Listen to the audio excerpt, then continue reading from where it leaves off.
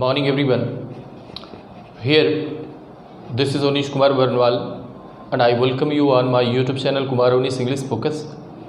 Hey students, in today's session, we are about to study tense. Before starting, I would like to request you that if you are watching my video first time, then do subscribe my channel and like my video, share. Actually, in the period of lockdown, when whole country is locked down, we are bound to study online. So I believe that I can give you good and supportive things. So come to the point. Tense. The matter tense, the term tense, it is a term of English grammar. It is beneficial for the students of ICSE board, CBSE board, UP board, Board of Bihar, Board of Bengal, and it is beneficial for the students of class 4th, 5th, 6th, 7th, 8th, 9th, 10th, 11th and 12th. Students, when we come to know that what is tense, our question also comes along with this, that what is time. Then we should know at first the difference between tense and time. What is tense and what is time? Students, the difference between tense and time we can understand by this line. Time is a concept which is related to our perception of reality, while on the other hand tense is a term of English grammar, or tense is the matter of English grammar. There are three types of times: present, past and future. I have mentioned on my board. Now the times are three types: present, past and future. लेकिन हम लोगों को tense भी तीन ही बताया जाता है: present, past, future. Students, किसी ने तो यहाँ तक कहा कि एको अहम द्वितीयो नास्ति न भूतो न भविष्यति. भूत और भविष्य मतलब पास्ट और फ्यूचर कुछ नहीं है, जो है वह केवल और केवल प्रेजेंट है. और दूसरी जो बात है वो ये कि केवल दो ही टेंस होते हैं, प्रेजेंट और पास्ट. जो फ्यूचर है वो तो सेंस है, ऐसा किसी ने कहा है. लेकिन स्टूडेंट्स, यहाँ हम लोगों को तीनों टेंसेस पर बातचीत करनी है: प्रेजेंट, पास्ट और फ्यूचर. इसको बढ़िया से समझने के लिए आप वीडियो को पूरा देखें. और स्टूडेंट्स, एक जानकारी और भी, चूँकि hence we are living in rural area, in the area where Bhojpuri and Hindi is spoken. As you know, English is a second language in India, but in all the CBSE institutions, English is standing or running as first language. लेकिन कोई बात नहीं, क्योंकि हमारी मातृभाषा, हमारा जो mother tongue है वह हिंदी है, अतः हमें हिंदी से इंग्लिश में जो ग्रामर टेंस होता है वही सीखना चाहिए. Many students who are reading in CBSE, they understand that they can understand 100% tense in English, but मुझे लगता है कि ऐसी बात नहीं है. स्टूडेंट्स, हमको हिंदी से अंग्रेजी में जानना चाहिए. और साथ साथ एक बात और भी बताऊं कि ग्रामर पढ़ना अलग बात है और ट्रांसलेशन पढ़ना अलग बात है, दोनों दो चीज़ें हैं। तो अभी हम चर्चा करने जा रहे हैं प्रेजेंट पास्ट फ्यूचर की। स्टूडेंट्स, प्रेजेंट में आप देख ही रहे हैं simple, indefinite, continuous, present, perfect continuous, ये 5 पार्ट्स प्रेजेंट के हो गए। पास्ट के भी यही 5 हैं, फ्यूचर के भी यही 5 हैं। बुक्स में तो सिर्फ 4 ही देता है। सिंपल या इंडेफिनिट ये दोनों एक ही माना जाता है, परंतु यहाँ केवल और केवल आपके समझने हेतु, आप और इजीली इसको समझ पाएँ, हमने सिंपल को अलग कर दिया है और इंडेफिनिट को अलग कर दिया है, ताकि आप अच्छे तरीके से इसे समझ सकें। तो प्रेजेंट के भी 5 पार्ट्स, पास्ट के भी 5 और फ्यूचर के भी 5। अब हम रिकॉग्निशन की तरफ चलते हैं, पहचान की तरफ चलते हैं। सबसे पहले सिंपल प्रेजेंट टेंस के सेंटेंसेस की पहचान हम करेंगे। उसको अंग्रेजी में व्यक्त करना तो हम सीखेंगे, लेकिन पहचान पहले जान लेते हैं सभी टेंसेस की। तो सबसे पहले सिंपल प्रेजेंट टेंस हम लोग लेते हैं, जिसका रिकॉग्निशन, पहचान हमने लिखा है इन the last of Hindi sentences if है, हैं, हूँ comes but main verb is not given. Main verb in the sense, main verb मैंने आपको पिछले वीडियो में बताया, और मेन वर्ब मतलब खाना पीना, रहना, सोना, बैठना, नहाना, जागना, उठना, चलना, दौड़ना, ये सब उसमें नहीं आना चाहिए उस सेंटेंस में। But main verb is not given, then the sentence is known as a simple present tense. एक बार और दोहरा दूं, for simple present tense the recognition in the last of Hindi sentences है इफ है, हूँ comes but main verb is not given, then the sentence is known as simple present tense. As, इसका हम लोग एग्जाम्पल देखते हैं, इसका एग्जाम्पल हम लोग लेते हैं।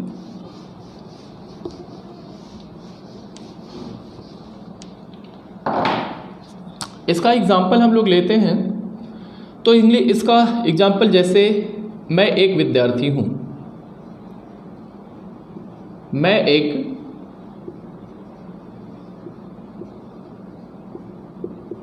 विद्यार्थी हूँ। अब हम देखते हैं तुम बहादुर हो।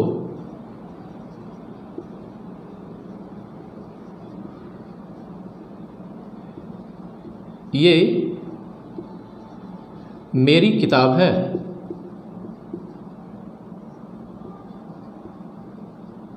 स्टूडेंट्स, ये 3 सेंटेंसेस हमने आपके सामने लिखा है हिंदी का, और आप बढ़िया से इसको देख करके समझ सकते हैं that there is no main verb in these 3 sentences. इन तीनों सेंटेंसेस में कहीं भी मेन वर्ब नहीं है। मेन वर्ब मैं एक बार और बताऊं, खाना पीना, रहना, सोना, बैठना, नहाना, जागना, उठना, चलना, दौड़ना, भागना, ये सब इसमें कहीं नहीं है।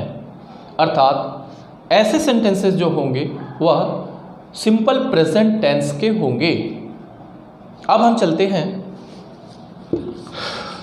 सिंपल पास्ट टेंस की ओर। तो स्टूडेंट्स, सिंपल पास्ट पर हम जब चलते हैं, सिंपल पास्ट को हम लेते हैं। सिंपल पास्ट बिल्कुल उसी तरीके से इसका भी रिकॉग्निशन है इन the last of verb of Hindi sentences if था, थी, थे comes then and main verb is not given, then the sentence is known as simple past tense। अर्थात जिन हिंदी वाक्य के अंत में था, थे, थी आता है, उसमें कोई मुख्य क्रिया नहीं आती है, वह सेंटेंस सिंपल पास्ट टेंस का होता है। जैसे अकबर एक राजा था।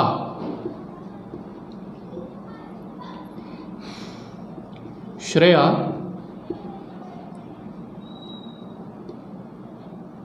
एक खिलाड़ी थी।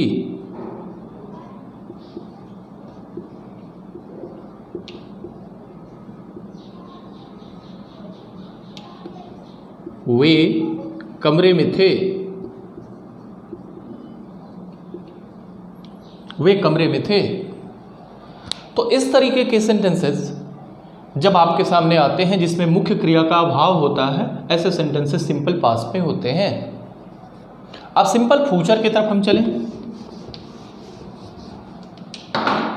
सिंपल फ्यूचर की पहचान जो हम पहले देखते हैं, the recognition of simple future tense in the last of the same. उसी तरीके से आप इसको याद कर सकते हैं, in the last of Hindi sentences. In the last of Hindi sentences, if we find होगा, होगी, होंगे, बनेगा, बनेगी, बनेंगे, and main verb is not given, then the sentence is known as simple future tense. For example, Modi ji Bharat के पुनः प्रधानमंत्री बनेंगे। प्रधानमंत्री बनेंगे, इसको हमने लिया। आगे वाला अंत में बनेंगे, होगा, होगी, होंगे, बनेगा, बनेगी, बनेंगे। फिर एक गीत की पंक्ति है, किसी दिन बनोगी, किसी दिन बनूंगी, मैं राजा की रानी। अगर इसको भी देखें तो ये सेंटेंस है, किसी दिन मैं राजा की रानी बनूंगी, तो अंत में यही आएगा। वैसे ये गीत की पंक्ति है, अर्थात इन दोनों सेंटेंसेस के माध्यम से हमने देखा कि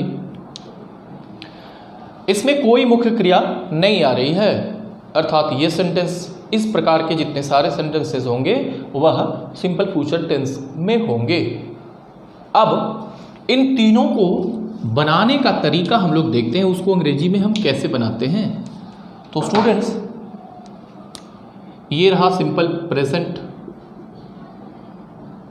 ये रहा सिंपल, और इस सिंपल का प्रेजेंट, पास्ट और फ्यूचर, ये तीन हो गया। अब हम देखते हैं सबसे पहले प्रेजेंट का। प्रेजेंट के जितने सारे सेंटेंसेस होंगे उसमें सब्जेक्ट होता है, इज एम आर होता है, ए/एन होता है, प्लस नाउन होता है, यही होता है। अब चूंकि इस प्रकार के जो सेंटेंसेस होंगे उनको 4 मोड में रखा जाता है। 4 मोड मतलब जैसे ये रहा रूल ऑफ पॉजिटिव, ये पॉजिटिव हुआ, रूल ऑफ पॉजिटिव, ये रूल ऑफ पॉजिटिव हुआ। इसका रूल ऑफ नेगेटिव भी आप बना सकते हैं। उसमें क्या करेंगे कि इजेम आर के बाद नॉट का प्रयोग कर देंगे, उसके बाद एन प्लस नाउन, नाउन कर देंगे, ये नेगेटिव हो गया।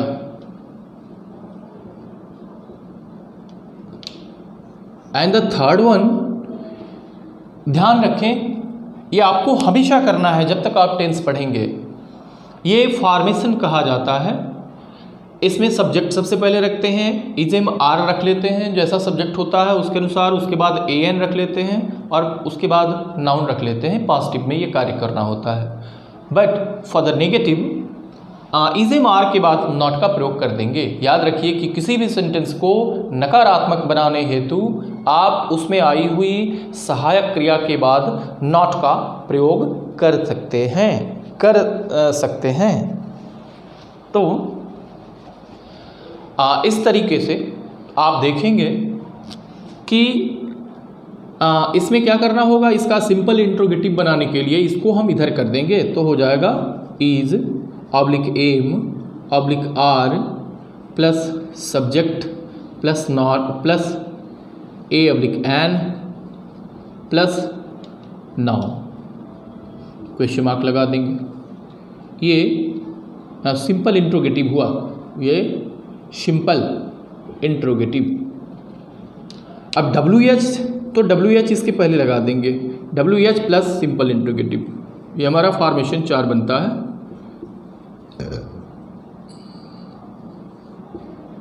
स्टूडेंट्स याद रखें कि सिंपल प्रेजेंट में 4 आपने बनाया, सिंपल पास्ट का भी 4 बनेगा, सिंपल फ्यूचर का भी 4 बनेगा, प्रेजेंट इंडेफिनिट का 4 बनेगा, पास्ट इंडेफिनिट का 4 बनेगा, फ्यूचर इंडेफिनिट का 4 बनेगा। ये फॉर्मेशंस जो आपके 15 टेंसेस हैं उन सब में ये फॉर्मेशंस 4-4 बनेगा। अर्थात कुल मिलाकर के समूचे टेंसेस में बनने वाले फॉर्मेशंस की संख्या हो जाएगी 15 × 4 = 60। ये 60 संख्या हो जाएगी फॉर्मेशंस की। तो ये 4 हमारे फॉर्मेशंस हो गए। अब इस पर सेंटेंसेस देखते हैं। ठीक इसी तरीके से पास्ट का भी बनाएंगे, जिसमें आपको यहाँ पर वाज और वर लगाना पड़ेगा और कोई चेंज नहीं होगा, वाज और वर। तो वाज और वर जो है इसके लिए लग जाएगा, फ्यूचर के लिए विल भी लग जाएगा। तो ये 4 आपने देखा, आप इसको ऐसे भी समझ सकते हैं।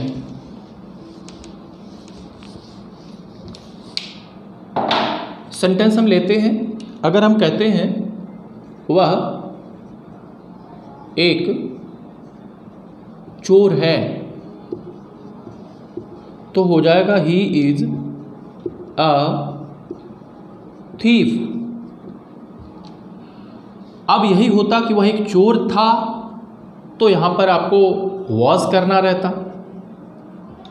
विल भी अगर लगाना है तो यहां विल भी लग जाएगा फ्यूचर के लिए, वह एक चोर होगा। तो इस तरीके से आपने प्रेजेंट, पास्ट और फ्यूचर को ध्यानपूर्वक देखा।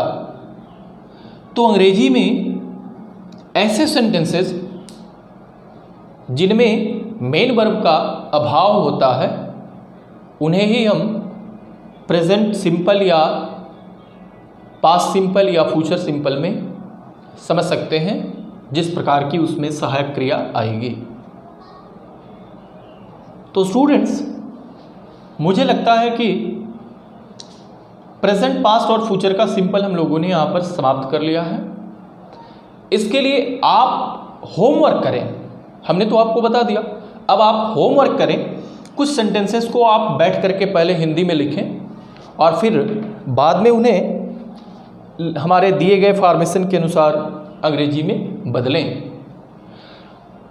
स्टूडेंट्स, एक्सरसाइज का बड़ा ही महत्व है। अगर आप कोई भी ग्रामेटिकल टर्म पढ़ रहे हैं और अगर आप उसमें एक्सरसाइज नहीं करते हैं तो वह टर्म आपको नहीं आ सकता है। तो for better response you must study hard with exercise. Exercise आप लिखें, बहुत सारे सेंटेंसेस सिंपल प्रेजेंट के, सिंपल पास्ट के, सिंपल फ्यूचर के 20-20 सेंटेंसेस हिंदी में लिख लें और उनके जो फॉर्मेशंस हैं उन पर उनको सेट करते जाएं।